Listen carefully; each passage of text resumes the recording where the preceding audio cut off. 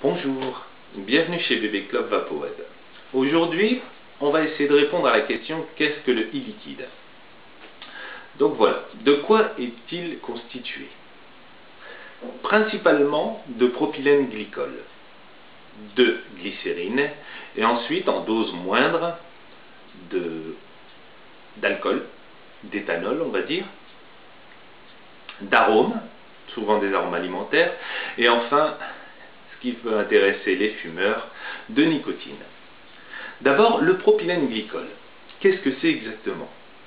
Alors pour savoir ça, je vous invite à aller sur Wikipédia, tout simplement. Vous tapez propylène glycol et qu'est-ce qu'il nous dit?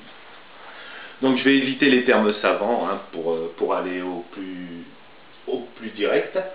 Le propylène glycol, ou blablabla, est un alcool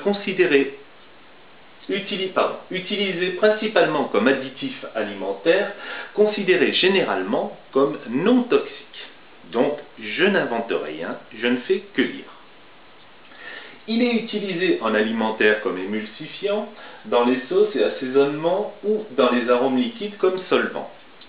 Il est également utilisé en pharmacie et en médecine, et comme humectant ou anti-moisissure dans les cosmétiques. Il est également utilisé dans les machines à spectacle, théâtre, discothèque, donc les machines à fumer que vous voyez quand vous êtes en train de danser, c'est du propylène glycol qui en sort. Et enfin, il est parfois utilisé comme antigel non corrosif dans des matériels sensibles, des circuits de pompe à chaleur, des circuits de capteurs solaires, mais on lui préfère l'éthylène glycol qui lui est toxique.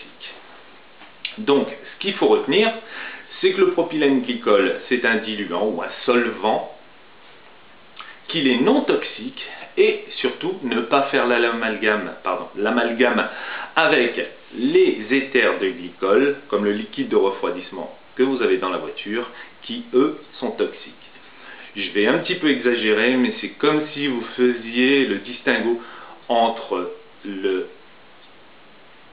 la glycérine et la nitroglycérine, ce qui serait en fait une bêtise. C'est pareil pour le propylène glycol. Qu'est-ce qu'on a également dans le liquide? On a de la glycérine. La glycérine, elle a quasiment les mêmes propriétés que le propylène glycol. C'est aussi un humectant, c'est aussi ce qu'on peut appeler un solvant ou un diluant. Pourquoi on utilise, enfin du moins en France, le propylène glycol en plus grande quantité? C'est parce qu'en fait il est un petit peu moins visqueux, c'est tout. Et l'avantage de la glycérine, c'est qu'elle fabrique beaucoup plus de fumée, étant donné qu'elle est un peu plus épaisse.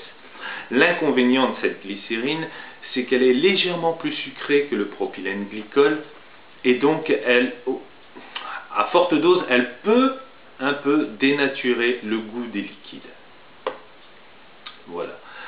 Ensuite, qu'est-ce qu'on peut avoir dans le e-liquide? On peut avoir évidemment des arômes. Généralement, ce sont des arômes alimentaires. On peut avoir de nombreux goûts, dont d'abord des goûts de tabac, comme des grandes marques, mais il ne faut pas se leurrer, ça ne ressemble pas exactement au goût de la cigarette que vous fumez tous les matins. Il ne faut pas rêver. Mais ça s'y approche. On a un goût de tabac qui peut être assez ressemblant. On peut avoir des goûts fruités, pêche, fraises, pommes, poires, ou encore des goûts gourmands, au chocolat, vanille, noisettes. Il y a même un site qui propose des goûts un peu bizarres. Si vous voulez un thon mayonnaise ou un aioli, c'est possible, mais franchement je ne conseille pas. Voilà. Enfin, on a la nicotine. Celle-ci va intéresser pas mal d'entre vous. La nicotine, elle est présente dans le e-liquide. Elle peut être présente en plusieurs dosages. En fait, on peut aller du non-nicotine, donc sans nicotine, jusque du extra high.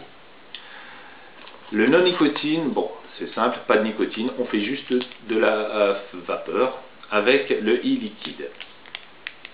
Ou alors, on peut avoir du low, bas, ça représente l'équivalent d'une cigarette légère, médium, moyen, donc une cigarette moyenne.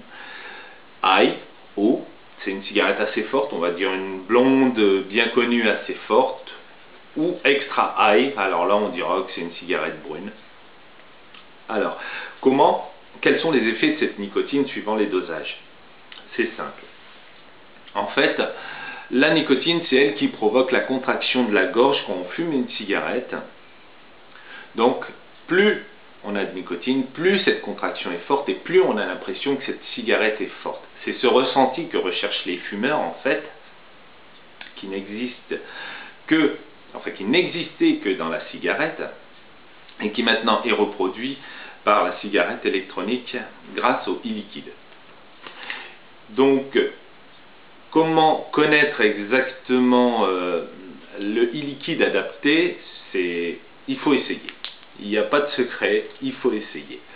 Personnellement, j'essaie de vendre dans mes kits différentes cartouches, des cartouches avec différents dosages, ce qui permet à l'utilisateur de trouver son dosage, le dosage adapté.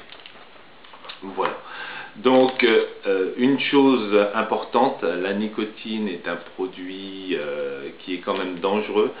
C'est à manipuler avec d'extrêmes précautions. On ne laisse pas ça sur la table. Si on a des enfants, on le met quelque part d'inaccessible. Voilà. Donc, j'espère que vous avez compris à peu près ce qu'était le e-liquide. Et puis, je vous dis à bientôt pour une prochaine leçon. Au revoir.